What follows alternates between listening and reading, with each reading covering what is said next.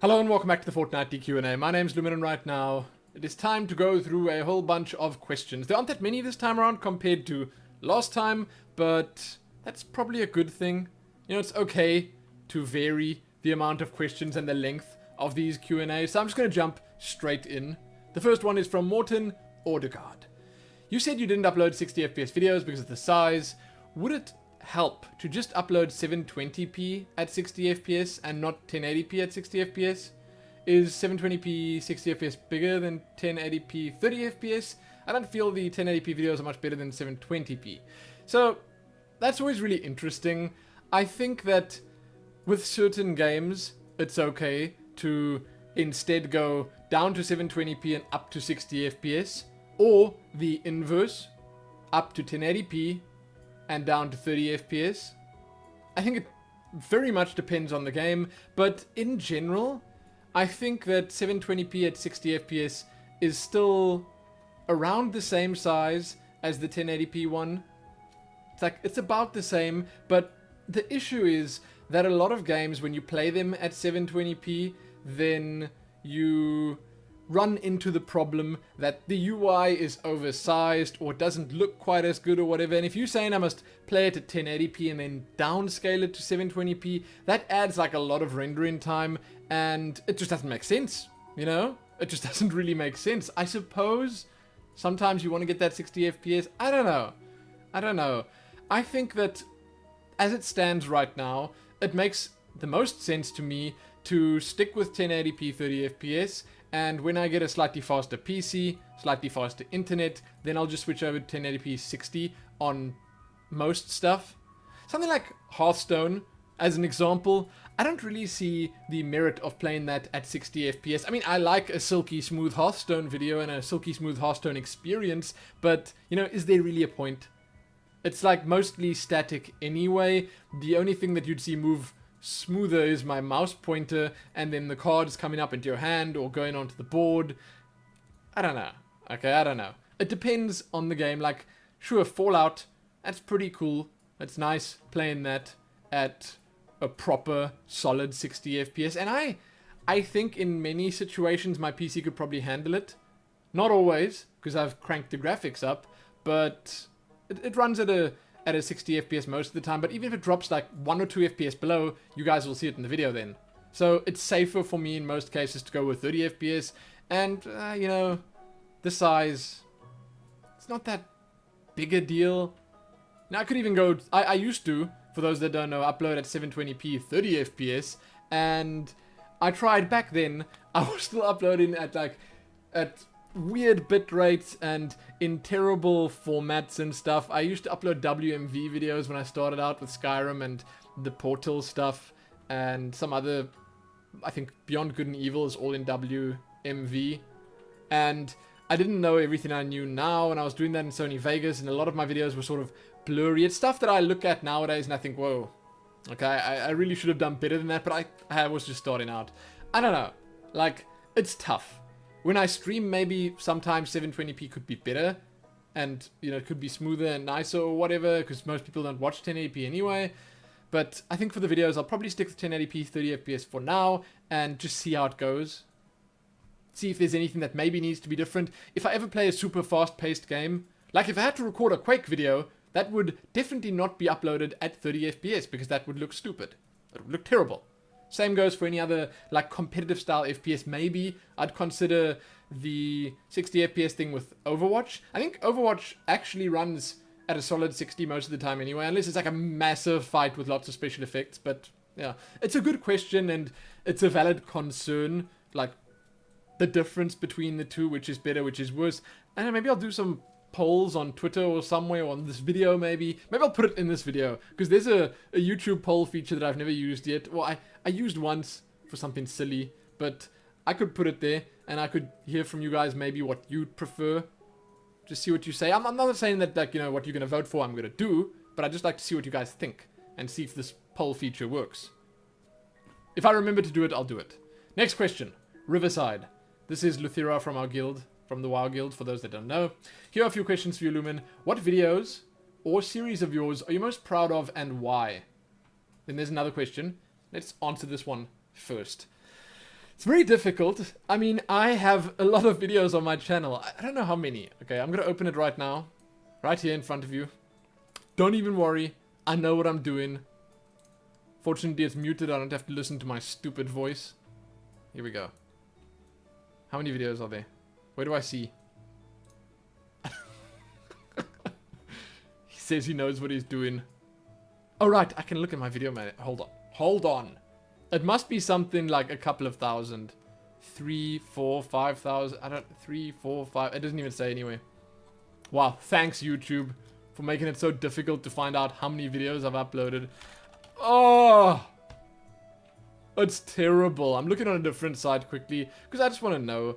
But what I'm trying to say, in a very roundabout way, is that I don't really know if I can answer that accurately just because of how many there are, and I would end up forgetting stuff. But I can tell you for a fact that there are a few videos, like over the years there have been a few videos that have stood out to me, like that I thought, yeah, no, this is like a really good video, and I always thought to myself, okay, it deserves more views, or it should have done better than it did. 3,851 uploads.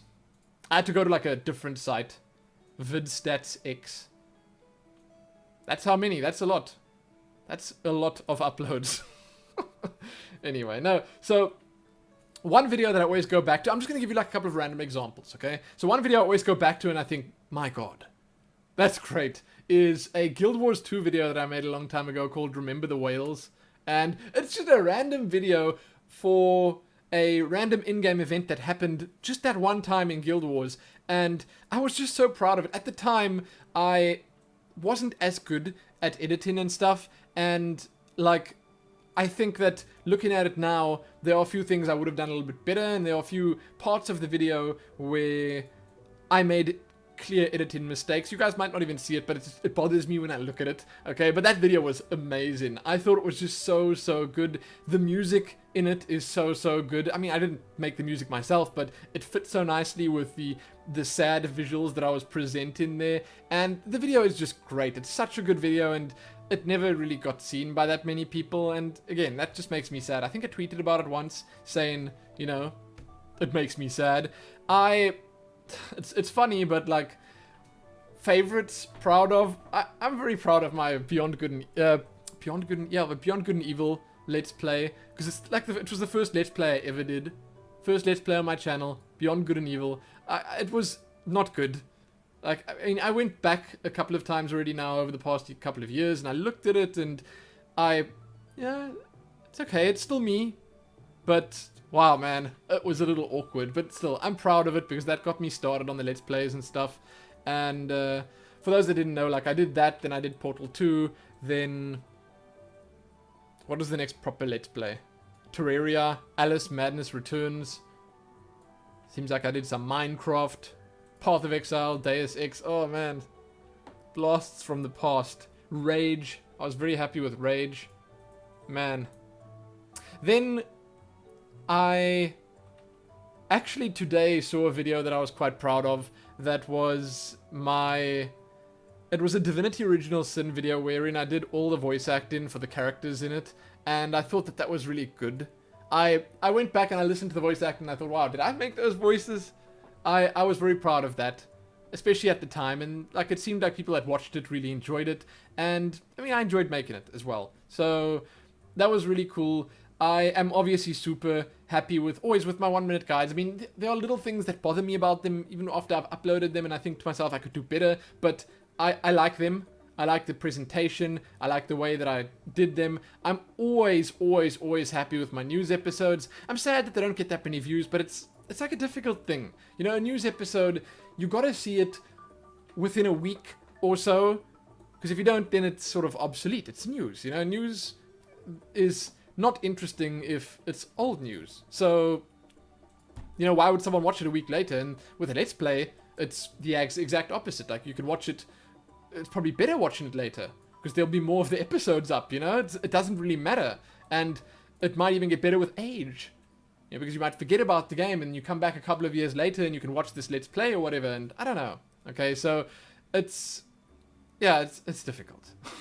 But videos that I'm proud of, there are a few. Okay, and like I would say most of them are stuff like the 1-minute guides and stuff like the heavily edited stuff. I always find it a little difficult to say I'm proud of a Let's Play. I have had some really good Let's Plays on my channel that I personally thought that was good and that was a pleasant experience. I enjoyed playing it and I thought that I showed the game off in a good way. There are a couple of those on the channel. I mean, I think that something like... Let's look.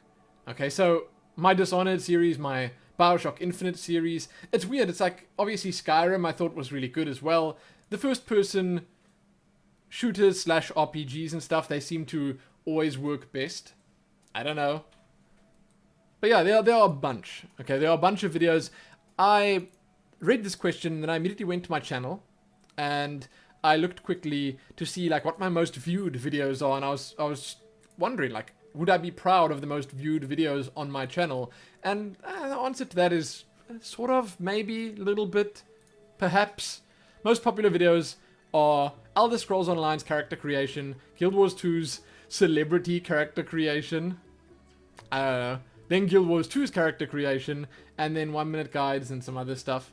And yeah, I mean, okay, for some reason the Hearthstone 1-minute guide for the Shockedin deck is right up there. It's basically just the aggro paladin. It's actually very much viable to this day. You can check it out right now and use it. Same for the Mech Mage, which is there. Same for a bunch of the others here. I don't know. I'm proud of what I've done with the 1-minute guides, and I wanted to, and this is what I said in my recent Tales of Lumin episode, I wanted to really hit them hard when the expansion releases, but now it's all happening at the same time. I'm going off on a tangent here, so I'm going to stop. But yeah, there are a bunch. I will link the Guild Wars 2 video I was talking about below, and you guys can check it out. But for me, it's mostly always just the heavily edited stuff, because I spend a lot of time on it, and I always end up being a little sad if people don't watch it or appreciate it or enjoy it as much as I enjoyed making it, or like putting it together or whatever. Next part of the question. Which video did you have the most fun making? I kind of answered that there, but that's also difficult. Like, I obviously enjoy making every single Fallout 4 video I record. I love recording the Q&As, and my Tales of Lumin episodes, where I can just sit here and talk. It's a blast. It's something I thoroughly enjoy doing.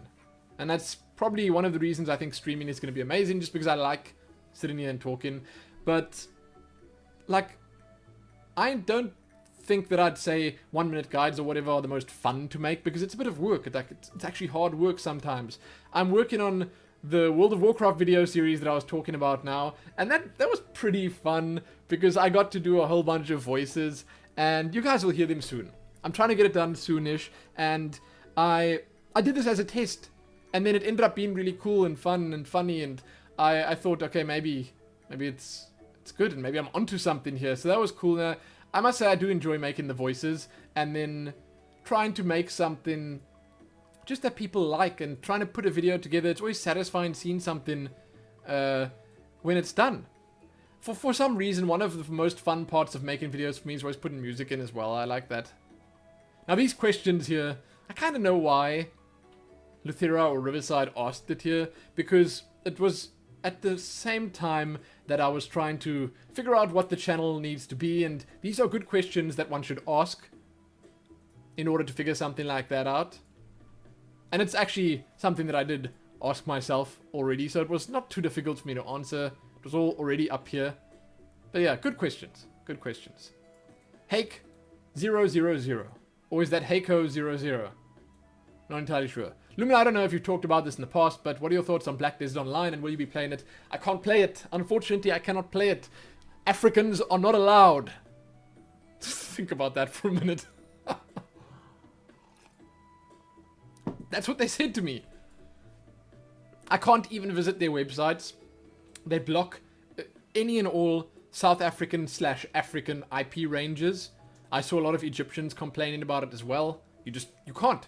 You can't go to their websites, you can't download the client, you can't log in. I tried to get a press key for it, and then the people at Evolve PR said, no, no Daum games or whatever they're called. They're not allowing any Africans in. They don't service your country, and something about not being able to give you the experience they want to give players. So yeah, Black Desert Online, my thoughts are very limited because I can't play it, and I probably won't be playing it until they actually allow more regions in.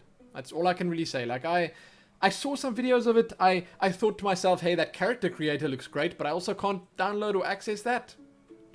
I can't even open the exe. I open the exe, it says nope. So yeah, whatever. I just left it. I just left it and I said, okay, forget about that. If they don't want me to play, I'm not going to play. Their loss. Celtic Uchu. Recently, at the time of writing, konnichiwa Lumen. It always starts with that, I'm sorry. Recently, at the time of writing, Jesse decided to either not renew or end his contract with Polaris and go solo with possibly some support directly from YouTube. The reason he left being a difference of opinions and creative directions. Something that's been coming out of the woodwork a lot as of late is networks are not supporting smaller channels, only really caring about the big channels in their network, and it doesn't seem like there's a real need to be a part of a network and let them take a cut without really doing anything. Are you going to be continuing with Maker, or are you going to go solo when the time comes? So, I don't even know when my contract ran out or was renewed or whatever with Maker. I just kind of forgot about that, and I've just been with them since.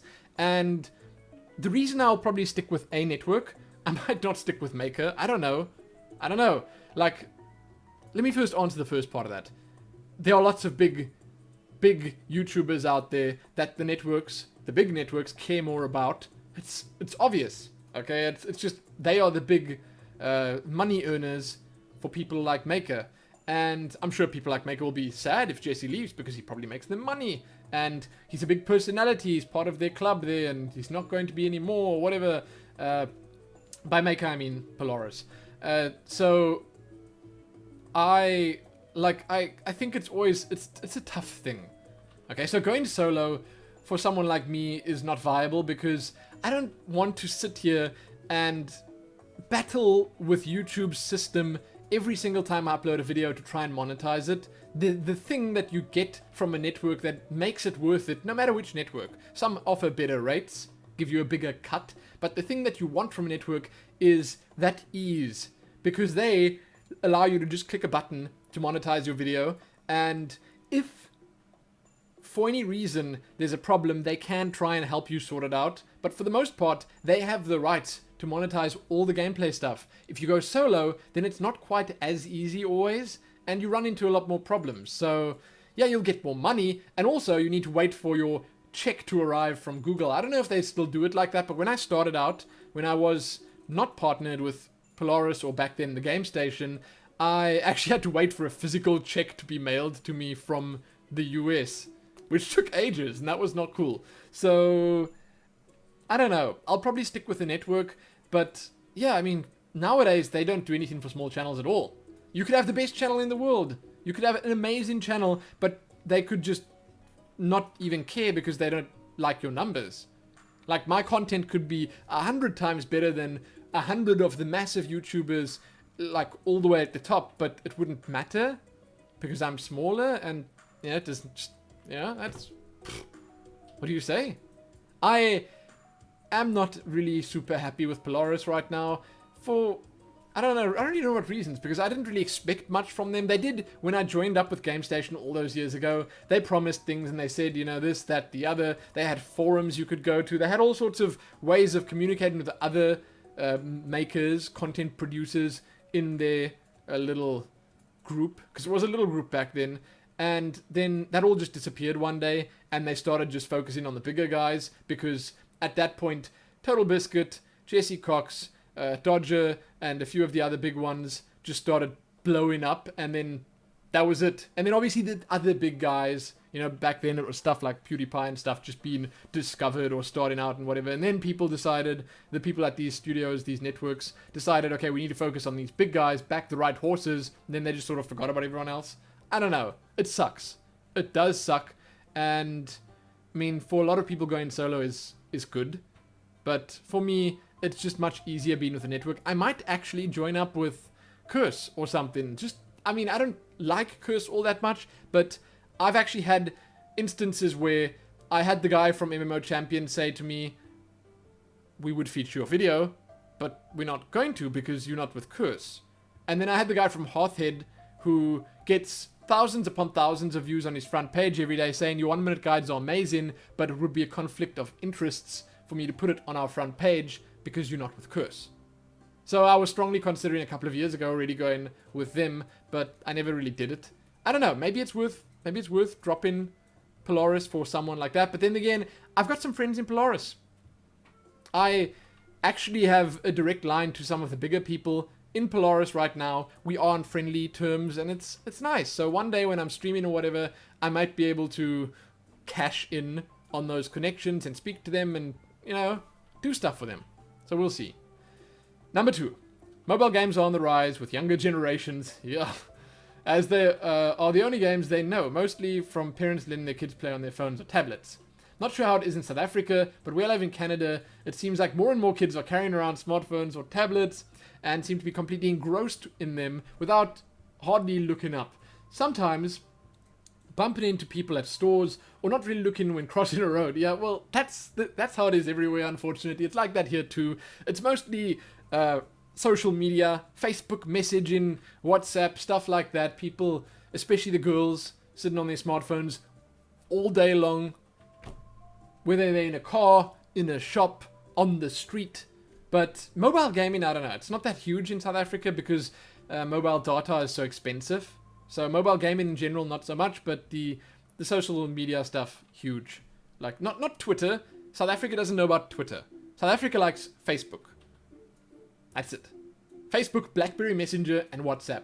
Those are the ones. Okay, those are the ones. That wasn't the end of it though. Hold on. Over the past couple of years, this trend seems to be increasing. What is your take on this from A, parents using mobile devices to keep their kids quiet, and more kids spending time with their head down looking at a phone or tablet? I'm going to answer that first. I don't like it. I mean, I have a sister, okay? As some of you may know, she is, or was, a school teacher for smaller kids, okay? And she raised her own children, very well, in a way that I like, and they have very limited time per day with their technology, with their tablets, with their phone. Well, they don't have phones, they're not that old yet, but with a tablet, and they only play educational stuff on there. Okay, that's it.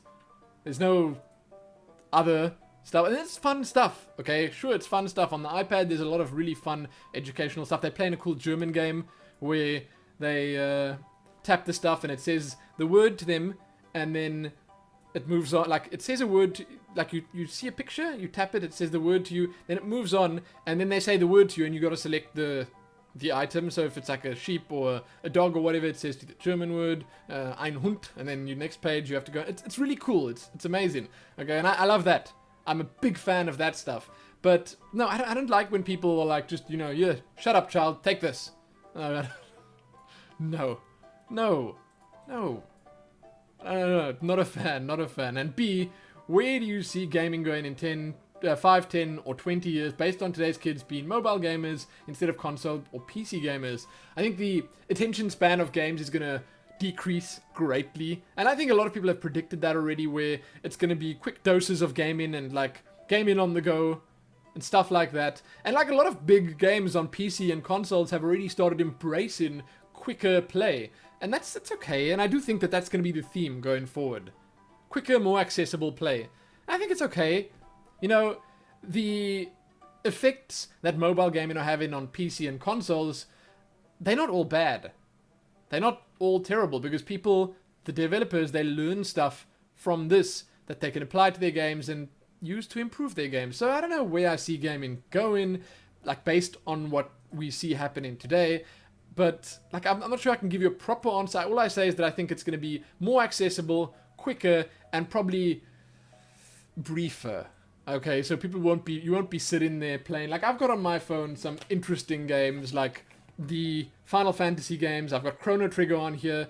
That's definitely not a quick, accessible, like, spout of gaming that you can do. You can't sit down and play Chrono Trigger for 2, 5, 10 minutes. Okay, you gotta sit down and play that for an hour or two for it to even be worth it. You know? And that's not the kind of thing that most people play. I've got a bunch of stuff on here that, like, these Nimblebit games, as an example. Okay, Tiny Tower, Pocket Trains, Nimble Quest, all these things you can play for like 5 minutes while you're waiting in a queue somewhere or whatever, and then move on, and in many cases it's fun. But yeah, I don't know. I just see things becoming quicker and more accessible. 3. I hardly play mobile games, mostly due to trying to find ones that aren't a cash grab or designed around microtransactions. One that recently hit Android, ported from iOS, is Alto's Adventure. It, along with 80 Days of Sorcery, seem to be my go-to for quick play and set down games for burning a bit of time. Do you have any mobile games? Oh, here we go. Okay, so mobile games for burning a bit of time while waiting for a video to upload or encode. I mean, I shouldn't really say that. It's just funny because the uploads. Wow. That's when I whip out the Chrono Trigger. Okay, upload. Man, I can play through most of Chrono Trigger while I'm waiting for an upload. Sure, the video renders are quick, and yeah, I shouldn't laugh at it. I used to play mobile games, and I was just saying. Okay, so some of my favorites. I have Dungeon Raid, which I purchased for 99 cents US, like 10 Rand South African. A while back. Dungeon Raid's amazing. That kept me busy for way too many hours. Like I said, I've got Final Fantasy 1, 2, 3, and Chrono Trigger on my phone. I don't play them very often. I think that the Nimblebit games, if you search for Nimblebit as a developer on the iTunes store, I'm not sure about Android, I don't know if they're on Android, but those games are great. I have all their games on here just because I wanted to try them out. It's Pocket Frogs, Nimble Quest, Tiny Tower, Tiny Death Star, Pocket Trains, Pocket Planes, and Textropolis. Those are pretty cool. I have some of the Rovio games here, which is the guys who made Angry Birds. I've got Angry Birds Star Wars, Bad Piggies. I don't know if I'd say I really enjoy them immensely. Like, recently I've not been playing that many mobile games. I instead, like, watch something on my phone, watch a little bit of a stream or an episode of something or whatever. But, yeah, there are games. Like, Knights of Pen and Paper. I've got that here somewhere. And that's really good. Like, really good. It's very fun. I've got Monument Valley, which I want to play through. I've got Sword and Sorcery, something or other. I don't know what the name is. It's hashtag sorcery here. But, yeah, I mean, I used to play more mobile games when it was something that was still new to me. But now my phone it's mostly just for, like, I use it for Twitter. I watch some stuff on here sometimes. And, yeah, that kind of stuff. I also like to keep nice photos of Nero on my phone, on my lock screen, so that whenever I want to just feel good about everything, I just unlock my phone and the noodle's there staring at me. So yeah, I'm mobile gaming, not the biggest fan. If I could, my go-to mobile game would be Hearthstone. That's it. Number 4. Still using the Samsung C01U microphone? When and if you upgrade or buy a new mic, what are you probably going to be going for? I'm still using it. I am. I'm sad about the fact that I'm still using it because it actually gives me some problems. It records at a set bitrate and frequency that I can't change, and the drivers and support for it have been like discontinued a long time ago. It doesn't work that well anymore. And now I've got some syncing issues because of it, and that kind of sucks. Especially when I record longer videos. So it was great to start out. It was super cheap, and I think it's a great mic, but nowadays, yeah, it just doesn't cut it anymore. And I need to upgrade. I just don't really have the time or money to go out and look for one, and then, you know, I don't know. I don't want to do it yet. That's basically what I'm saying. When I start streaming, I'm going to probably see if I can get a new one. I was looking at the Razer Siren just because it has a lot built into it. It's apparently got an onboard the mic sound card. It's got a lot of options. I think you can get an XLR version. That's the name of the bigger plug, right? So you can plug it into a mixer if you want to. I don't know if that would be worth it. I don't know if any of you guys know more about this kind of stuff than me, but you can get a USB one, or you can get a XLR one. I, again, think that's what it's called. And I've heard some decent things about that mic. Okay, I don't know if it's great. There are probably better ones out there. I think I saw a Rode NT USB as well as one that I was thinking about getting, but I like the look of the Siren. I don't know if it'll sound good or better or worse or whatever, but that's one that I'll look into. It might also be a little overpriced. I mean, it will be overpriced here in South Africa, I'll have to pay way too much for it. Like, way too much because, well, that's how they do things here. They import it and then they charge you 200% extra just because, well, they brought it from over the big scary sea. Whatever. So yeah, I'm going to upgrade at some point, probably when I can stream, and I'm considering the Razer Siren. 5. Final question from Celtic Uchu. If you were to have your own subscription box, the Lumin box, what kind of things do you put in it? Probably edibles.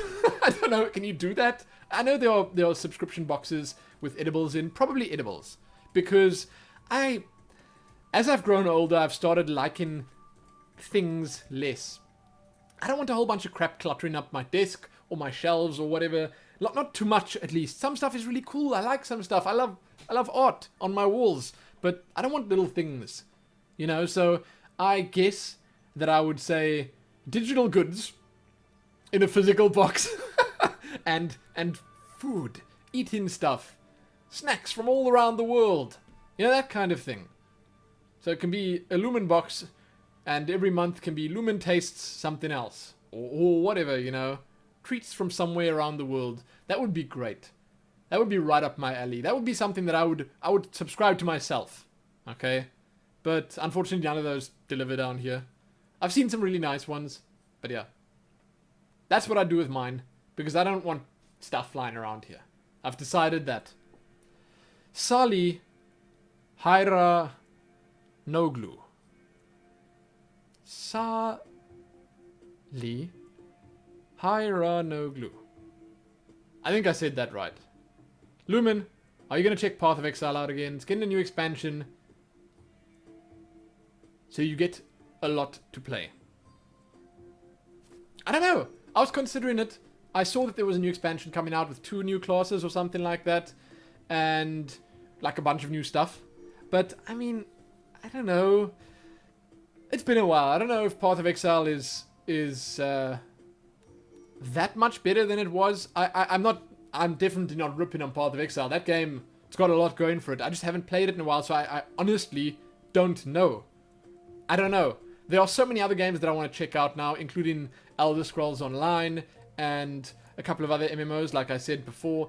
And, you know, something like Path of Exile usually falls a little lower down on the list, but I should probably give it a look, because I know a lot of you guys found me through my Path of Exile videos, and because of that, I think I feel like I owe it to you, at least. So I will probably at some point, and who knows? Maybe it'll be good. Maybe. Insomnia Zombie. Hi, Lumin. Have you tried playing blind decks in ranked play? I.e. choose hero, done, yes, done, play. It's tons of fun. I don't know if it's tons of fun in ranked play. I like winning and I like ranking up. That's something that I like. Those are things that I enjoy.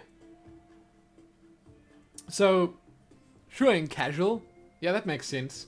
Maybe at the start of a new season. Okay. Maybe as a challenge. Like, again, at the start of a season at some point.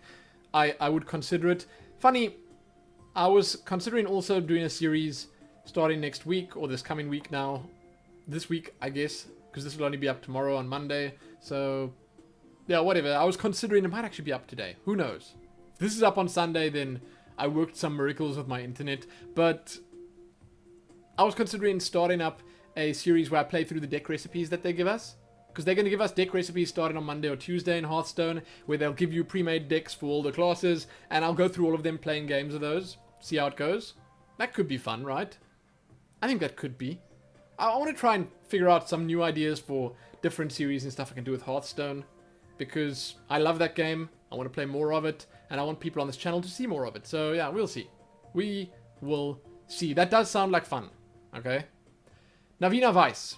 Hi Lumin, thank you for answering my questions. My new questions for you continue on the Skyrim topic. Since you have episode 200 sitting and waiting for its day to shine, would you consider adding an additional mini-series for Skyrim that would cover all the companions, the Daedric, the College of Bards, and the College of Winterhold questlines? I feel like you missed a lot in Skyrim, and I'm certain a lot of people would like to see you cover that content, and you yourself would enjoy it as well. Especially in the voice in... in the manner in which you did Skyrim back in the day. I can't remember what you mean. I don't know. The voice in manner I did Skyrim. I don't know. I don't know what that is. You mean in the same style of commentary? Thank you. Also, not a question, but more of an answer to your concern over getting into ESO. DLC will scale up to its level scale you up to its level regardless of your level. So it doesn't matter if you play a new character or max level character, you'll be able to experience the content. That's cool. I'm sure you'll also greatly enjoy the Dominion, faction, and main stories. You should definitely start and try dungeons in ESO. P.S. Orsinium is a city of orcs. I had no idea. On a side note, just caught my attention after rewatching the episode. If you play WoW and can stand their graphics, I don't see how you could be picky about ESO since the graphics and animations are far, far more advanced than WoW.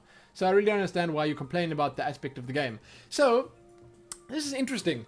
I think World of Warcraft has a much more timeless feel to it, where the graphics are concerned. It's got a more cartoony style. It's like, you can look at it probably in 10 years from now and still think to yourself, that looks pretty good. But Elder Scrolls went for a more realistic look.